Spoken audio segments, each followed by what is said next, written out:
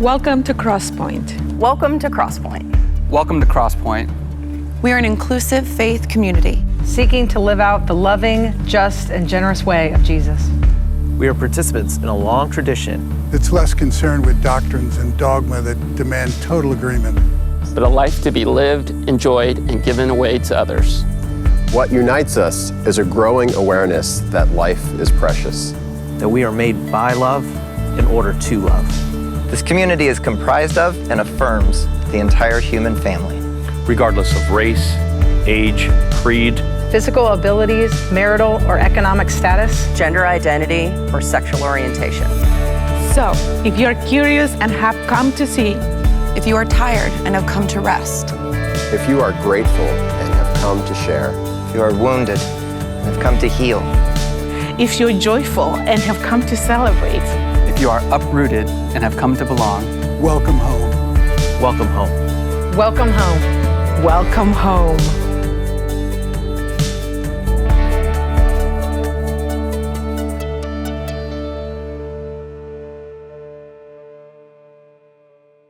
The peace of the Lord is upon us.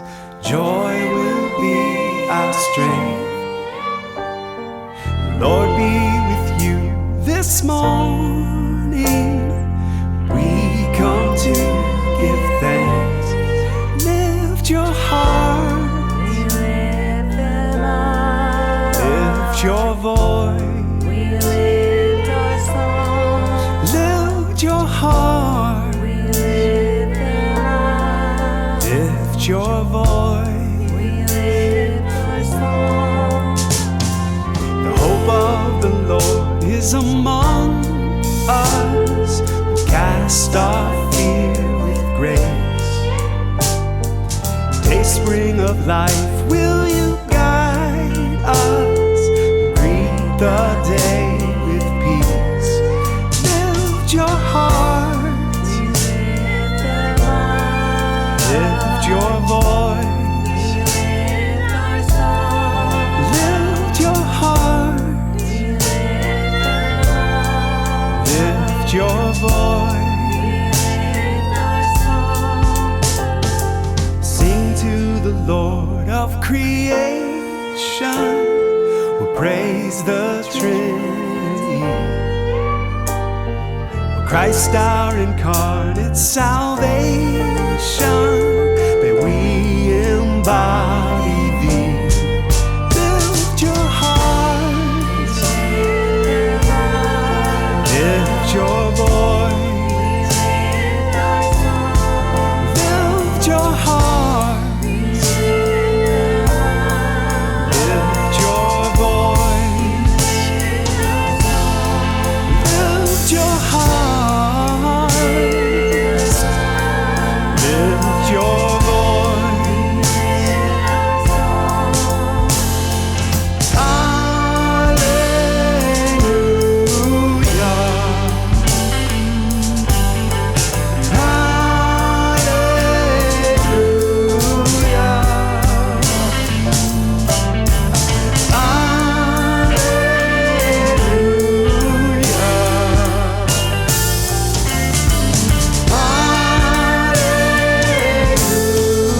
Hallelujah. We gather to pray and to break bread. We speak grace and peace. To love God and love our neighbors. We sing for those in need. Lift your heart. Lift your voice.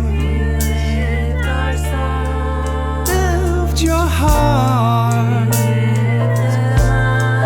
Lift your voice. Lift your heart. Lift your voice. Lift your heart. Lift your voice.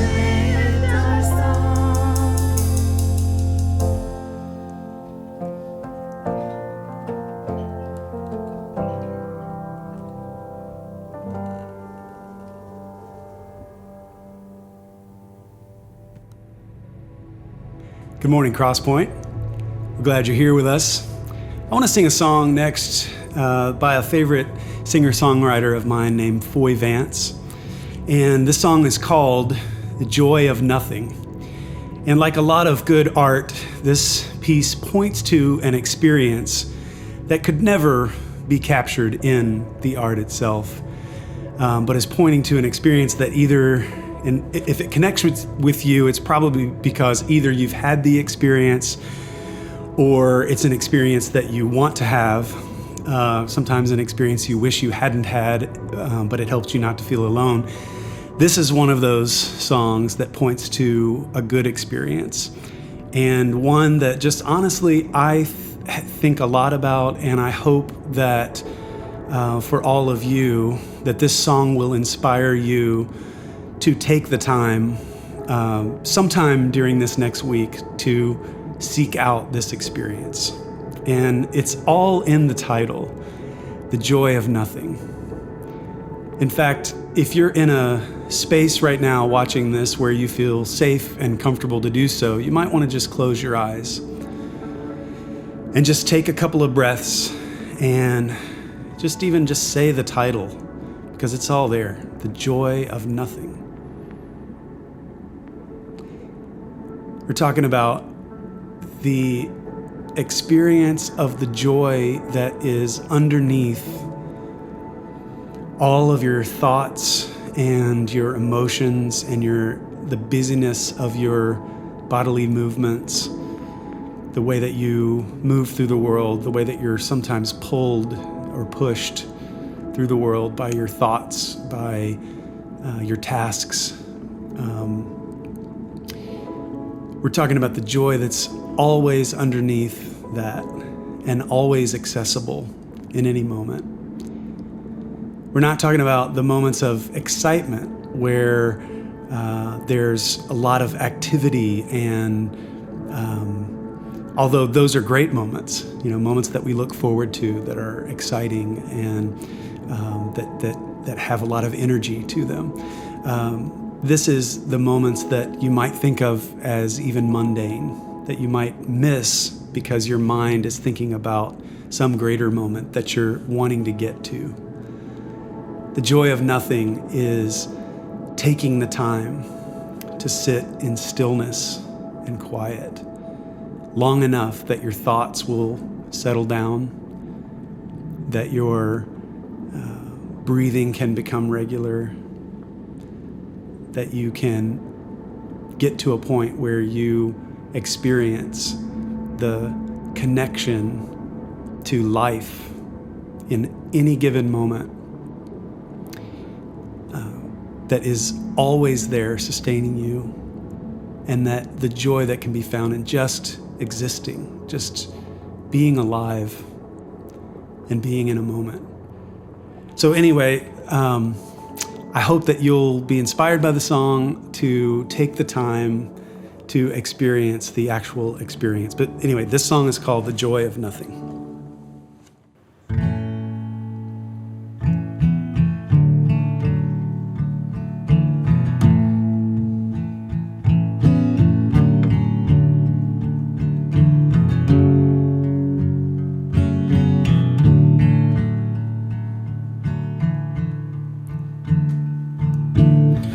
Waking up to the pouring rain, same old sun in the sky again, collared doves and fighter planes, sharing the sky like it's nothing strange, foliage silhouette on an evening sky, a morning greeting, a baby's cry, and the singing of late night lullabies.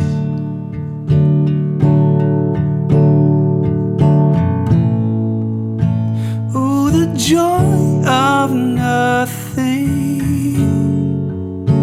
is a sweeter something, and I will hold it in my heart. I will hold it in my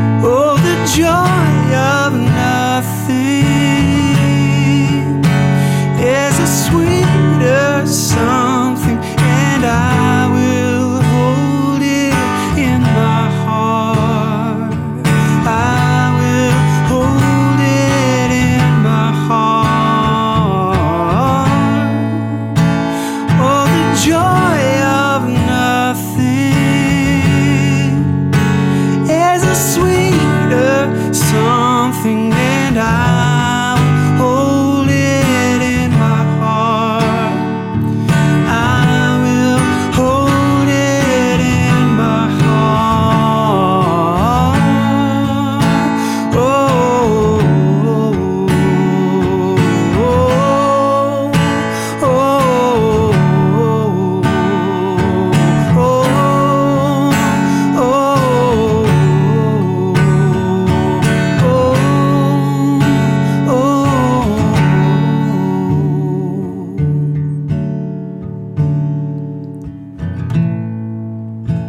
oh, the joy of nothing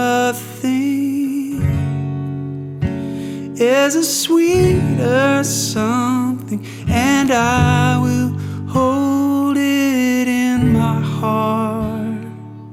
I will hold it in my heart.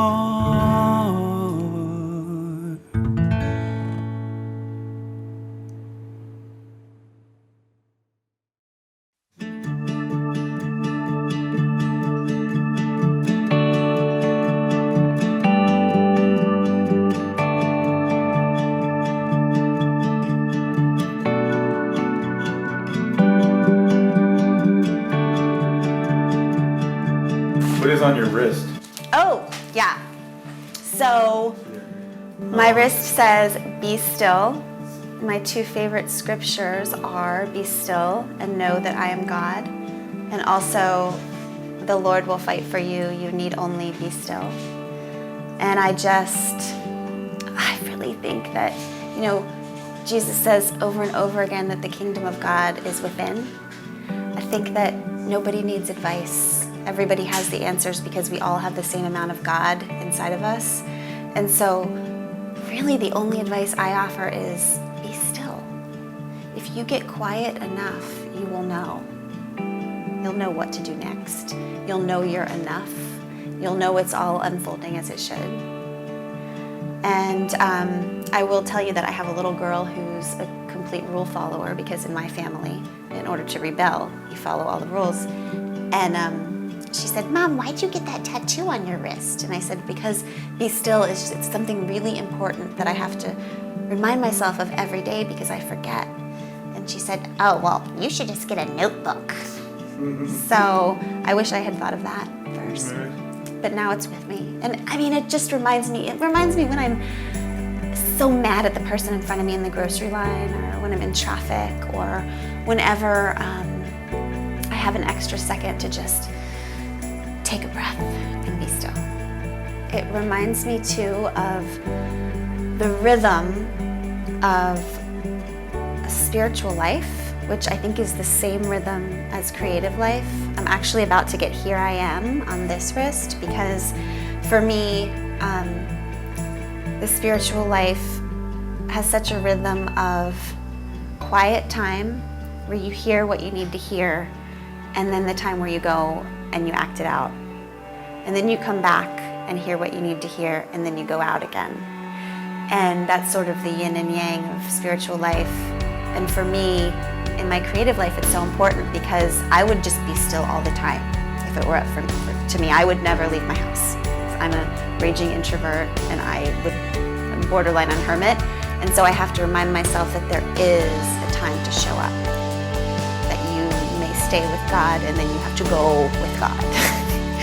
And then you have to come back to the stillness.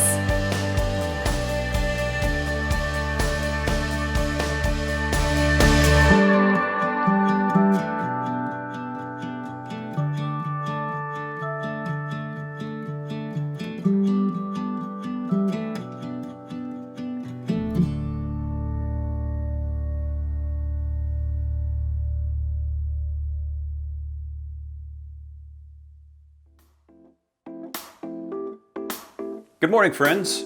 I have a couple of important updates and announcements for you and for your family, and as always, by subscribing to Crosspointe's weekly newsletter, the e-news, that'll keep you up to speed on this and a whole bunch more good stuff. But first, Trick or Treat is October 31st. At least it was supposed to be, but it's not, because everything's weird and hard because of COVID, and it turns out Trick or Treat didn't get any sort of exemption. So we have a fun plan for you and for your children. October 31st, we're going to do reverse trunk or treat from 4 to 5:30 p.m. right in the Crosspointe parking lot. Here's how it works. There are going to be volunteers there in costumes, and their cars are going to be in costumes, and they're going to have their trunks open all in this big line. And you and your family will drive right into the main entrance there at Crosspointe with your trunks open, with a box or bowl already in your trunk, whatever you want there to collect the goods. And sort of like a parade of sugar, you're going to pause at each volunteer's car, and they will drop the candy they have in their trunks into whatever container you already have in your open trunk. And you and your kids can dress up. You can dress your car up. You and your kids can dress up as your car. Doesn't matter. Have fun with it. But we're also going to be safe with it. So everybody is required to stay in their car the whole time. So it's a show up in your car, stay in your car, leave in your car event that will ensure that it's as safe as it is fun. And you can be assured that the volunteers are going to be very strict with pandemic protocols as well. They'll have a mask over their mouth and nose. They're all going to stay 6 or more feet apart, all of that stuff. So yes, like everything else, it's going to look a little different this year, but thanks to our amazing children's ministry team and a whole bunch of really great volunteers, it's still going to be safe and fun and full of cavities. Also, this Tuesday at 6:30 p.m., so yes, I'm saying 1 week before Election Day, and I don't know if you've been paying attention, but this is an election year where we're all going to come together and make our choice for President of the United States, among other elected roles. If you'd like more detailed information, there are signs strewn about roadsides and people's lawns all over the place. Anyway, this Tuesday at 6:30 p.m. will be this month's installment for our wonderful event called Theology Uncorked. And the theme of this month's Theology Uncorked is going to be about the United States political system as it pertains to voting and voter fraud and the Electoral College and the impact that the Supreme Court actually has on everyday life. And our special guest is Jake Charles, who is not only a Crosspointe guy, leads a life group and other things, but is also the executive director of the Center for Firearms Law at Duke University. So it's going to be great. I hope that you'll be able to join us on that online conversation.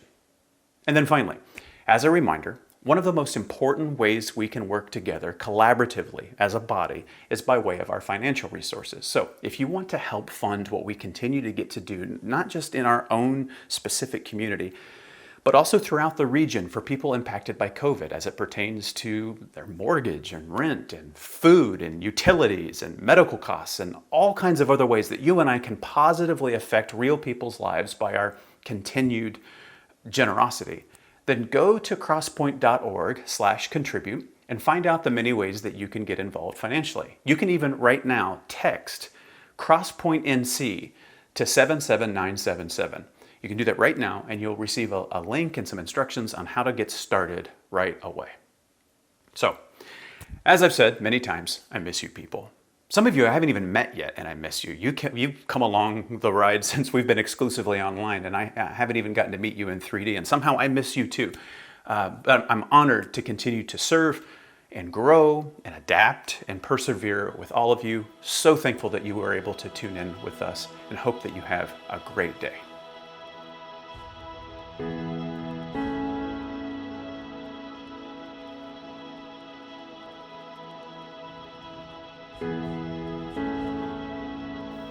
Hey everybody, it's really nice to be with you this morning.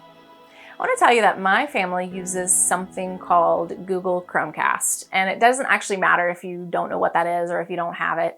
The one thing you do need to know is that we use this feature that projects our digital photos from the cloud onto our TV screen.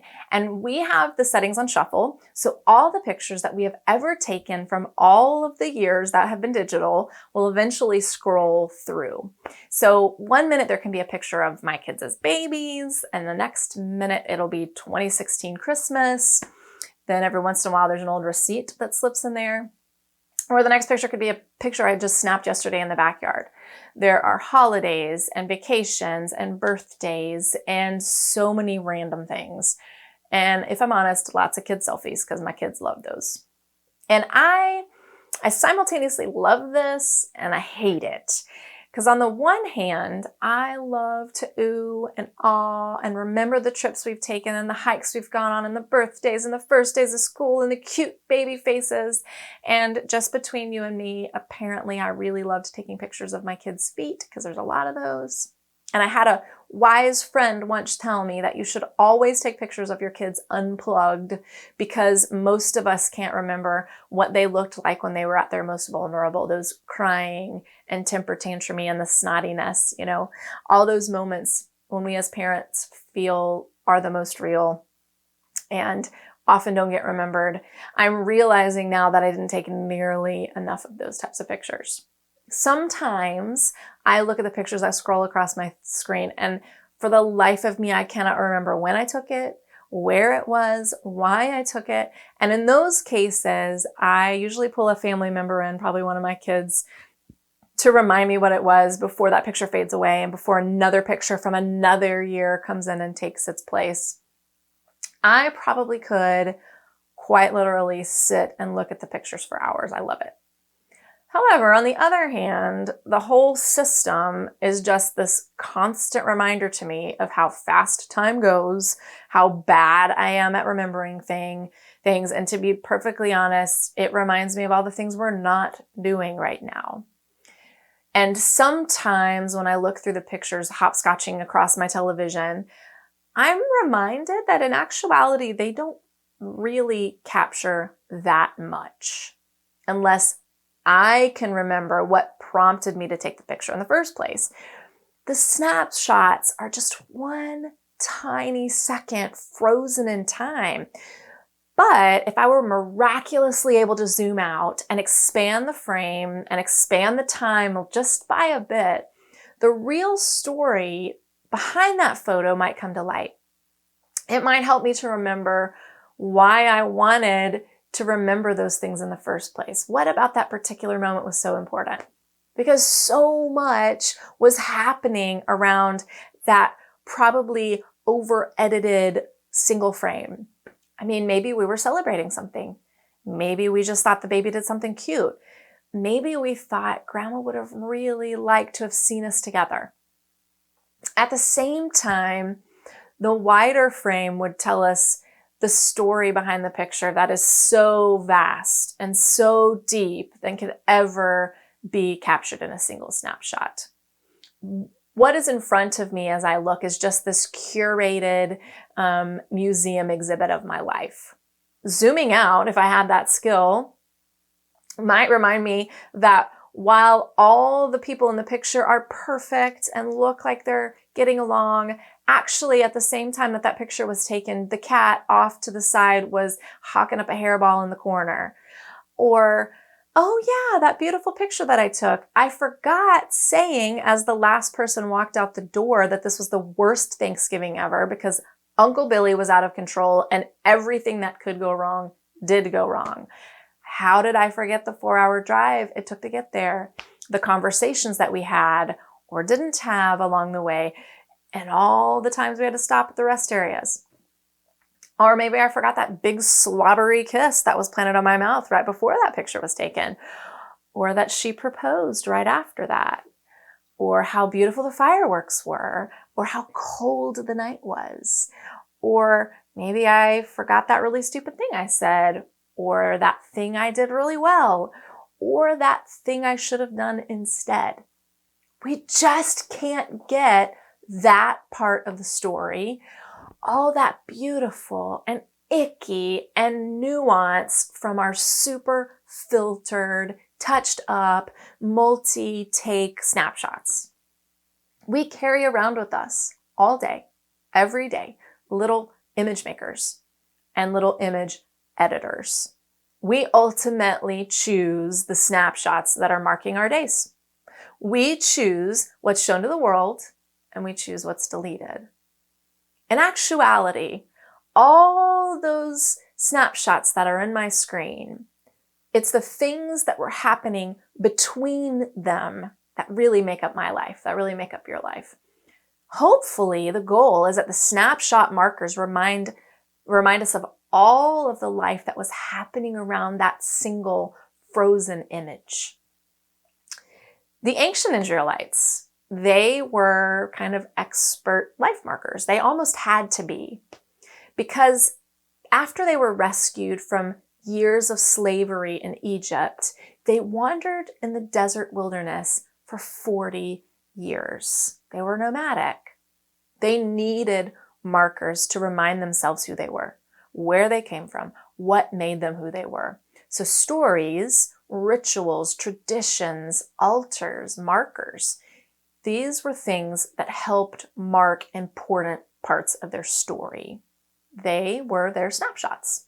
Families sat around and told stories of their ancestors, because after Egypt, for around 40 years, an entire generation, they saw the same landscape, the same dry desert, the same wind, the same food options, the same sand in their sandwiches day after day after day for an entire generation. And like others of us who don't thrive on boredom, they didn't always do it with a good attitude. They complained about the monotony. They complained about the food. They complained about each other. They complained when God gave them food because it was the same thing day after day after day. And I am sure, much like the monotony of our current 2020 COVID days, that the days began to run together with not much to mark them. The days were hard. Looking at, talking to the same people day after day, doing the same things day after day after day can get to be a little bit much. But in all the monotony and all the storytelling, life was happening. People lived, people died, people married, people were single, people took care of children and sick parents, people worked, and they lived. And one day, when the Israelites were getting ready to finally leave the wilderness and enter into at least a semi-permanent home, one of the things they had to do to get there was to cross the Jordan River. So they gathered their things, their livestock, their luggage, all the things that they'd accumulated and traveled with over the years, and they all began to cross over. The old and the young and the snotty babies and the stinky teenagers, and every single person crossed. Once everybody crossed, their leader, Joshua, had them all stop because he wanted to mark the moment. So he called for one representative from each tribe to collect a stone and bring it to him so he could build an altar. And part of the story you can see in the Bible book of Joshua, chapter 4, and it reads like this. When the whole nation had finished crossing the Jordan, the Lord said to Joshua, "Choose 12 men from among the people, one from each tribe, and tell them to take up 12 stones from the middle of the Jordan, from right where the priests are standing, and carry them over with you, and put them at the place where you stay tonight." So Joshua called together the 12 men he'd appointed from the Israelites, one from each tribe, and said to them, "Go over before the ark of the Lord your God into the middle of the Jordan. Each of you is to take up a stone on his shoulder according to the number of the tribes of the Israelites, to serve as a sign among you.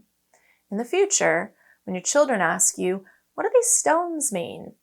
tell them that the flow of the Jordan was cut off before the Ark of the Covenant of the Lord. When it crossed the Jordan, the waters of the Jordan were cut off. These stones are to be a reminder to the people of Israel forever." Joshua wanted to mark the moment and the place where the significant event had happened, so that anybody who came to that spot in the future would know, would remember, or at least would be told that that was where the Israelites had crossed and where their new lives had begun. The stones were the markers, their snapshots. But the stones didn't convey all that had happened. They couldn't convey all that had happened over the 40 years of life surrounding when those stones were put down. Those stories had to be told and given meaning by people. And much later on, after the Israelites had settled and had kingdoms and kings and wealth, after they had conquered others, after they were exiled, they needed those reminders to remember where they had started and all of the important things in life and the meanings that had happened to them since they'd crossed that Jordan River. So scribes wrote down the important markers, and that is where we have what we call the the Old Testament, today. There are so many things that determine what are snapshot worthy in our lives, right? We have snapshots all the time. Some things are just so important that they automatically become markers for us. Big events, sad events, things we're really proud of, things we deem important for various reasons. But sometimes we also create and carry mental snapshots, mental markers, things that get memorialized only in our minds that we don't show to the world. That time that somebody we loved got really sick, that divorce, that time I realized things weren't exactly the way I thought they were, that really humiliating moment, that time I really messed up, that thing they said to me, that thing I said to them. These markers, even though they may be just a blip in the grand time scheme of things, often take the biggest pages of our mental scrapbooks. And a lot of times the people we love may not know about them, or they might. And they become huge markers because we run them over and over and over again in our minds. And we allow them to replay in the frame of shame or of regret. And we analyze them and we analyze them and we let them burrow inside of us until eventually we allow them to define small or even big parts of who we are, how we act, what we expect of ourselves, what we expect of others. We begin to believe, consciously or not, that we are the sum total of that snapshot.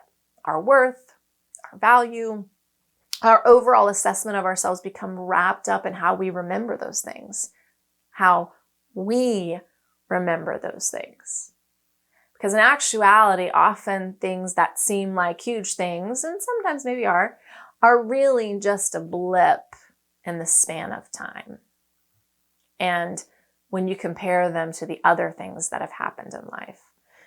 But we allow those snapshots to be the sum total of our story rather than placing them in the perspective they need to be in. And that is when they turn into a kind of cancer that taints the narrative behind all the other snapshots, because they whisper that they know the truth about us, that we're frauds, that people aren't to be trusted, or they simply just steal the joy out of everything else. But those things too, they're just snapshots. And I want to pause right now and be really clear that sometimes there are things in our lives, events, crises, tragedy, trauma, that play a large part in shaping who we are, for good or for bad. And it is often right and good to focus on those things and to seek a counselor or someone to help talk through and define or redefine those things in order to restore mental and emotional health. Doing those things is very important. But it is also important to remember that even though those are huge mountains sometimes in our lives, they do not define the total of you. They are just one part of your narrative. Right now, there are a different type of markers that are coming up in our lives. The calendar is opening up onto holiday and tradition season. And so many of these yearly markers and snapshots will look and feel so different than they have in the past. And I honestly have found myself grieving all of the things that are about to not mark life the way that we used to. And it feels a little bit like being adrift and letting go of the markers that have been handed down to us over the years. It feels a little like giving up. But we're being forced to remake tradition with little or no guidance. And there's some grief in being forced to let some of that go. Maybe for you, for some of you, you're excited about the idea of starting something new. And I'm very happy for you. Good luck with all of that. Holidays for my family were always such a big part of our life, particularly Thanksgiving, because we moved a ton when I was a kid. But we could always take certain traditions with us, no matter what state we were in, no matter what house we lived in. You always knew that you would wake up on Thanksgiving morning and smell the turkey already cooking. We always watched the Thanksgiving Day parade. And if you haven't heard already, that's not happening this year. We always put up the tree after dinner. It didn't matter what neighborhood we lived in. That was just something we did. Family members, friends shared cooking jobs in the kitchen. My dad always made apple cider. We ate and we celebrated and we told the same stories every year. We talked about what we were grateful for. We sat around with football or the dog show in the background. We nibbled on leftovers and we ate way too much pie. And we played hours of card games. If there was a fireplace, we had a fire in it, even in Florida. But most of all, it was shared with family and just people that we love. And for us, it always marked the beginning of this bigger holiday season. And like you, it is time this year for us to rethink what this looks like. Because the snapshots of this Thanksgiving will be much different than the past ones. And the images that come up in my Chromecast later on, they're going to have a much smaller crowd. And it's okay, and it's even good to grieve the loss and the changes of all the markers coming up. It's okay to feel a little anxious that things might be different this year. You know, I think that humans, we really like snapshots because we can control them. We can pose, and we can repose, and we can edit to look exactly right. That isn't real life. And that doesn't really explain all the things that are happening. It's just a single dishonest second of what's going on all of the other 59 seconds of the day. 2020 has caused me, at least, to re-look at my snapshots with a different filter.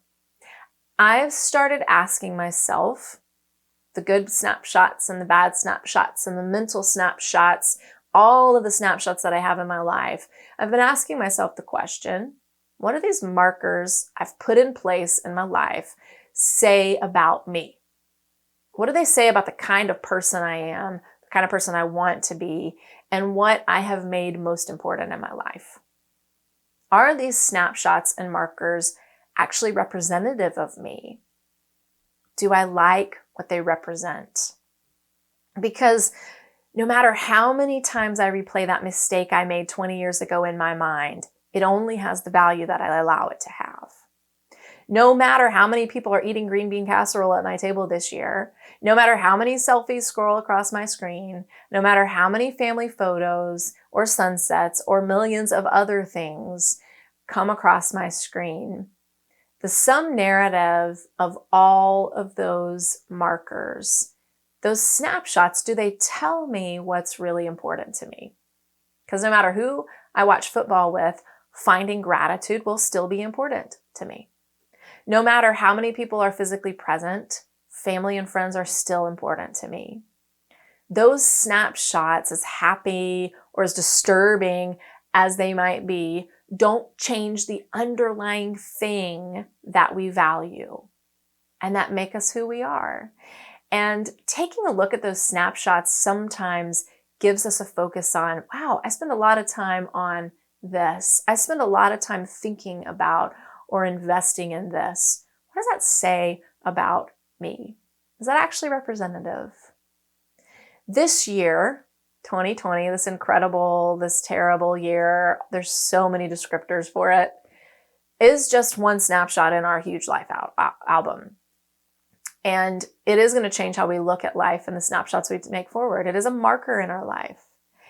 But we can determine the meaning that we allow it to have and what we take away. We can determine if we will allow it to steal the joy of the things coming up that we usually celebrate. Because if we zoom out just a little, we may find that what we need to do is simply give these markers a new definition and remind ourselves that they are just one snapshot of a bigger story. What might happen if we decide not to let one snapshot take up the whole frame of our life? What might happen if we decide to embrace the whole story, all of the in-betweens? I don't know, but it's worth a try. As we go today, be assured that you're not alone in grieving some of those markers. Be assured that you're not alone in the mental markers and snapshots that go on through your head. Maybe be a people who look at those things and don't embrace them with anxiety, but with honesty and with the willingness to allow the snapshots that we take in the future to define us in a better way, in a more Jesus-like way. As we go today, I want to offer just a blessing by S.C. Laurie, and it's entitled, Make Time. Go into this week with the attitude that your peace, your health of mind, and your heart mean more than getting everything else done. That your smile matters, that feeling rested matters, that holding the hand of your loved ones matter. So pause lots. Function at a pace that doesn't pull you apart. Honor the things that make you feel good inside, the things that make you feel alive. Give time to those things this week. Make time the gift it is by giving it to what really matters to you. Amen.